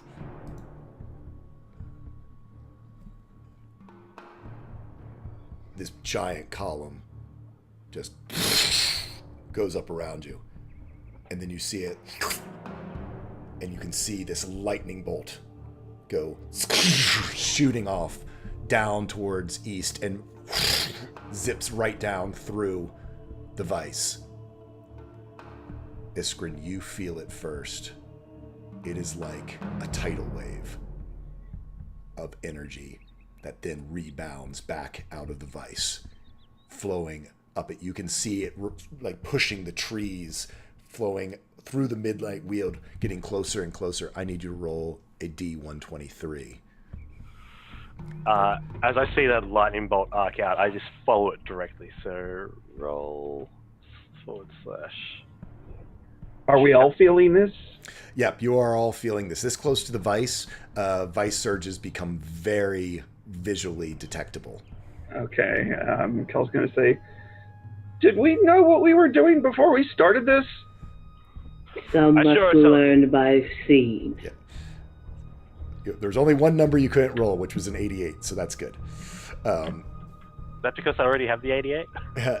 So you see this huge surge come flowing up, and there's this connection that you see still connecting to this spot, and it seems to be flowing up this lightning bolt, roaring across the countryside. You actually see and hear bells inside the city going off, as though there's some sort of warning system that East has for just such an incident. Oh, good. No attention is attracted. Comes roaring across the field. You see the grass lay down.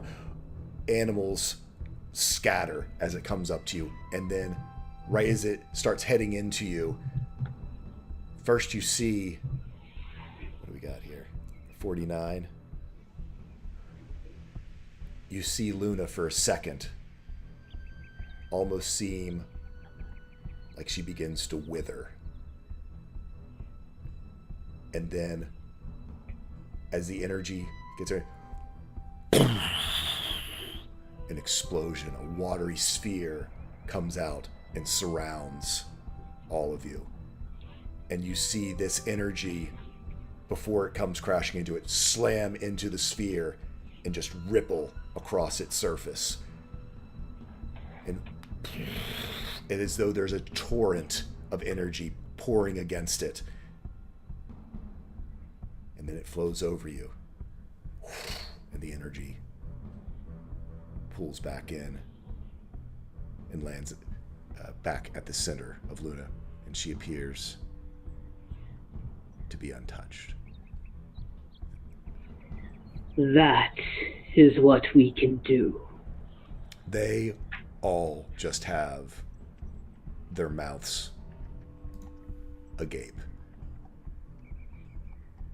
Can I look around? I actually do need you to make a Constitution saving throw. Yeah, I'm Con.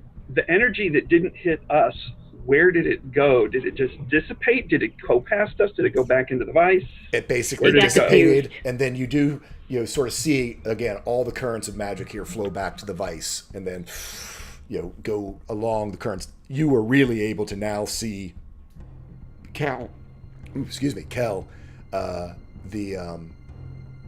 this, sort of filling some of the ley lines and flowing back into the vice. On a 19, you save. So, no exhaustion. Yeah, just I imagine her hair is still kind of like flowing a bit angrily. This is why we are important. And looking with a very meaningful look at the other water genasi. Yeah. All of them, but yeah, that was specifically. Her specifically. And Melinda looks at you back, and she smiles, but then for a second she's like, wait, then. But then it's all true. Everything that you said is true. Truth is hard. So, then what is there to hope for? We have nothing now. I mean, I guess we can do this, but you were saying that's what they're really doing? They're hunting us? Why do you think they want you to tell them where other Genasi go when they pass through? And then it really all hits all of them. And then they all look at Landon.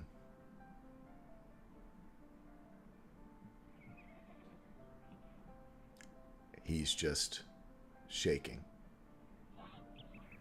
Luna will approach him slowly. Landon.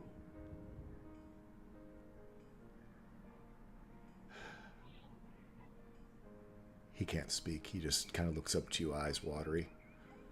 And she will, again, attempt very slowly, attempt to embrace him. He'll, after a little bit of a brace, he just grabs onto you and just cries. Again, I imagine a murmur in Primordial. It is okay.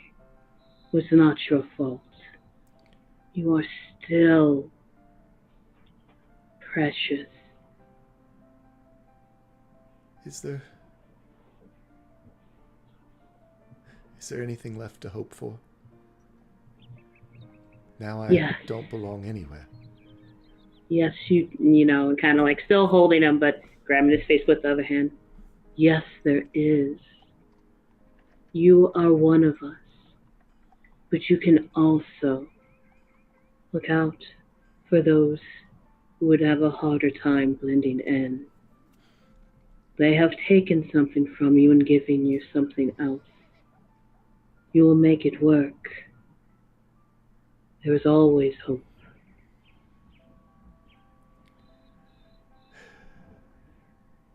Doesn't feel like it, but he nods to you, just goes, I'll try. That is the first step.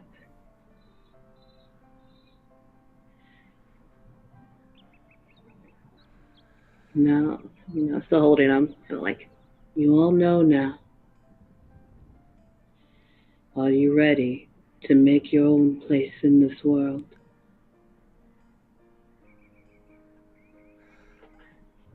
Don't dwell on what you can't change. Look forward. They all sort of start nodding. They're like, I don't want to stay here anymore.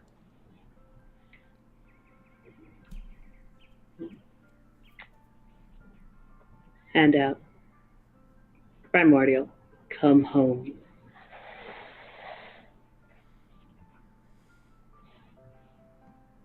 They take, Melinda takes your hand, and the rest are sort of just following as I assume you walk them back to the east.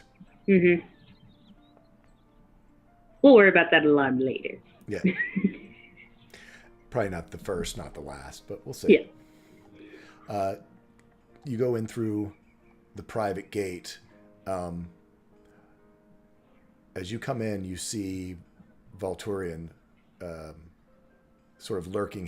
He has the door open, so it is visible, and he's sort of looking out of questioning what just has happened. Yeah. She'll just kind of give him a general, like, it's okay. Give me 1 second.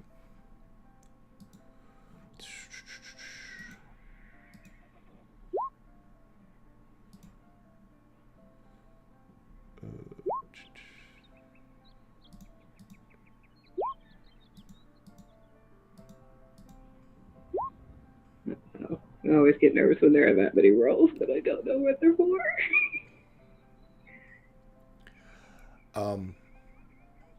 Bryn, the youngest the one, the little fire one, sort of chubby, sort of looks over and sees the door and sees Volturian, and almost like he's in a trance, looking past Valtorian, starts walking that Yeah. way. Starts walking. Luna knows what's going on. Yeah. Yeah. And do you stop him or you let him go? Valtorian, having seen what he did last night, he actually just sort of steps out of the way if you want. Yeah, no, Luna lets him go. She knows what's happening. And the rest, other than Roland, they felt it, but kind of didn't Him more answer. But strongly, now yeah. they all start heading that way. Yep.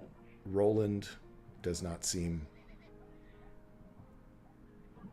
to be drawn, but he kind of is following his friends. Okay. You know they're going to have to experience that eventually for themselves.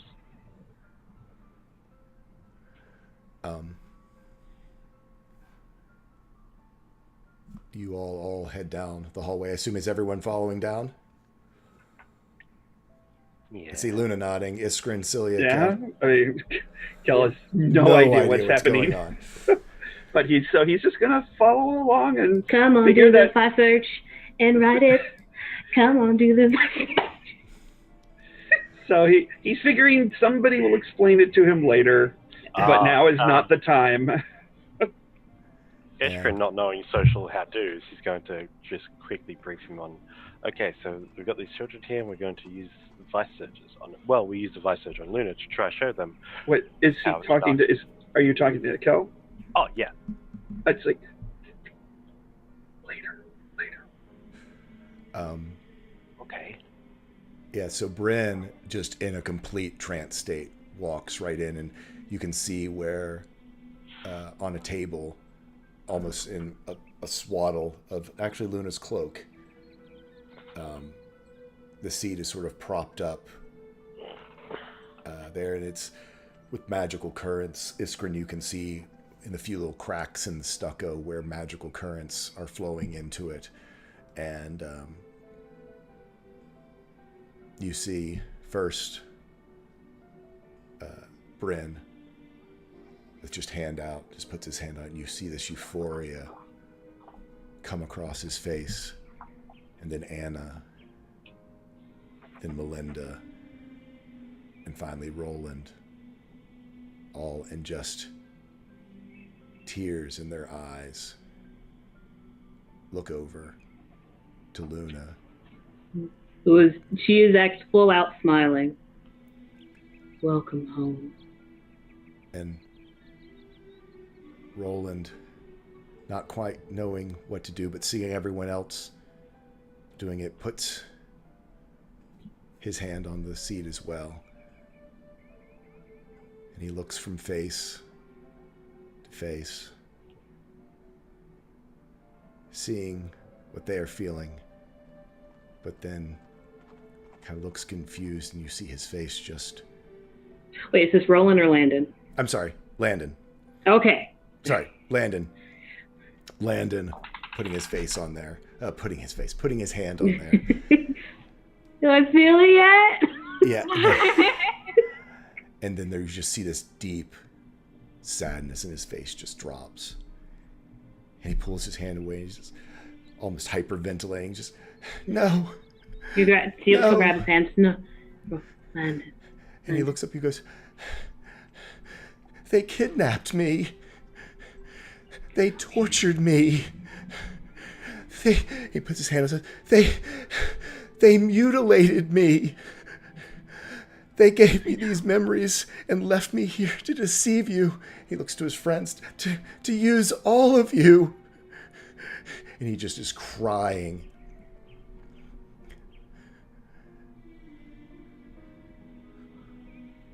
And Luna, he goes back to holding him, grabbing him then. It shows you. I'm sorry. I'm so sorry. And he looks up to her and goes, no, you don't understand. I'm not a child of the loss. I never was. And that is where we're going to end our session. Ah! You suck! Oh, so they do kill them all. Got it. Yeah, they die.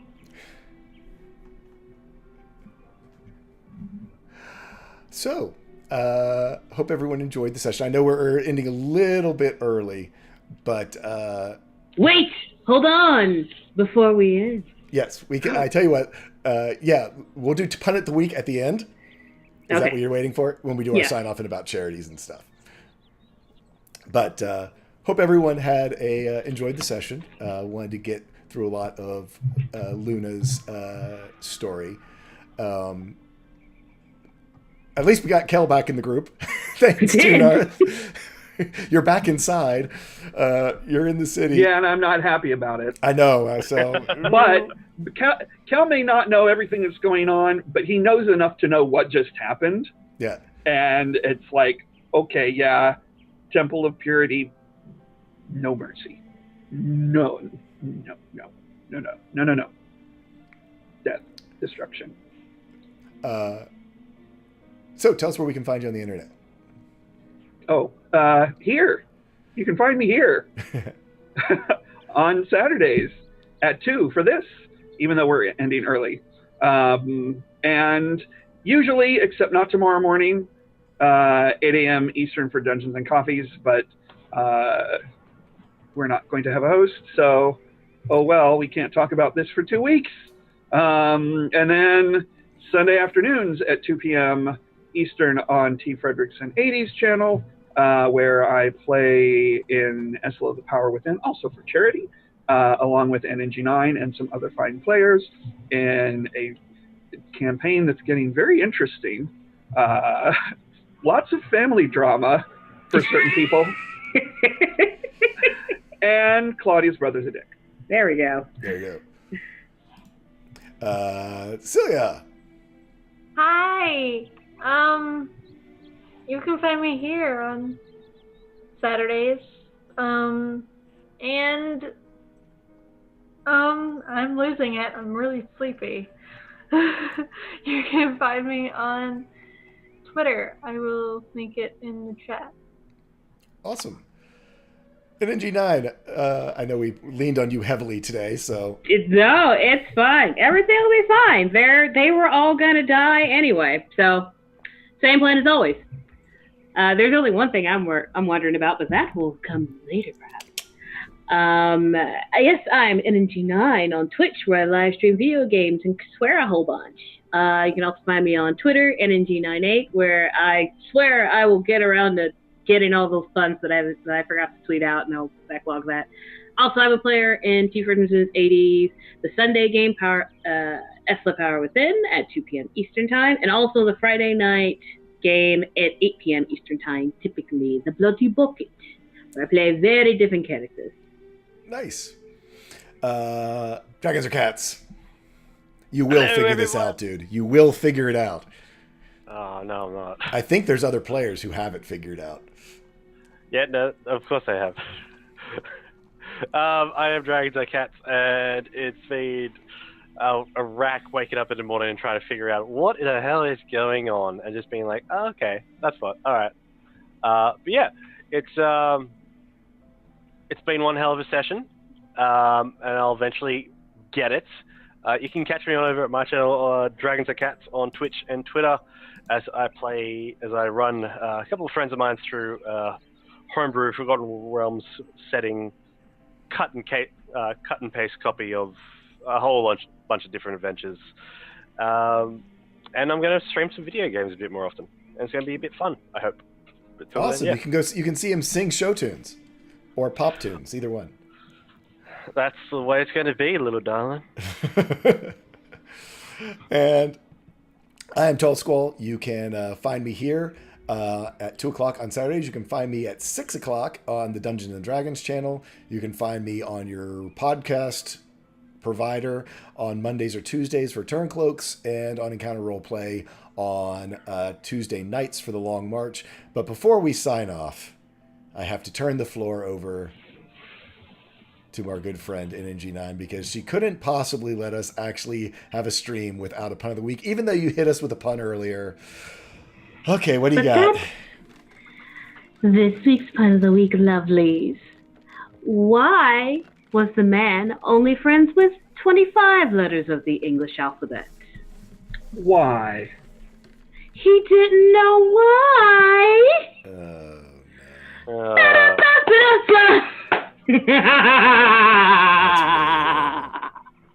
That's really horrible. Anyway, also just to remind everyone, we do run the channel 100% for charity. If you would like to influence outcomes of the game, you can shop on the shopping list down below. Who knows? There might be some combat or something that, big things that might be happening inside the station coming up. I can't imagine what it could be. Who knows? There might be big things. They might need those nat 20s that they've burned up inside, that they've all burned up in the vice. But anyway, like I said, with Special Olympics, truly they can use your time just as much as they can use your money. Follow the links within the text itself to your local site, and you can go volunteer for one of their great events that they probably are hosting in your area. If not the next couple of weeks, certainly in the next month or so, as a lot of their activities do happen right after the Olympics. So go give them a try out, go say hello. And like I said, it is one of the best, most rewarding things that you can spend your time volunteering for. I've done it before. My fraternity used to do it, and I've done it as a superhero before. If you've got costumes or cosplay to go dress up as, everything is appreciated. So definitely go give them a look, and hope you guys all had a good time. We should have the entire cast back next week, so we'll have a full crew, or mostly a full crew. I think we're at 100% next week, as we continue on our adventures now that we're on the eastern side of the continent, and there's a whole different culture over here to stuff that goes on. Yeah, because we came east to east from west, and then I went north. But Don't make me mute you. Anyway, until next time, gather your friends together and tell a story, because that's what it's all about. And we are going to raid someone, so stay tuned for a raid. I just need to see who else is on with Dungeons and Dragons. And if you want to follow the raid, that would be great, I'm sure, so we can go support some of these other great D&D players out there. I'm seeing someone called Far Ewings. It looks like he is doing a live show right now, so let's go raid them. And we will see you soon, guys. Good night, everyone. Hello.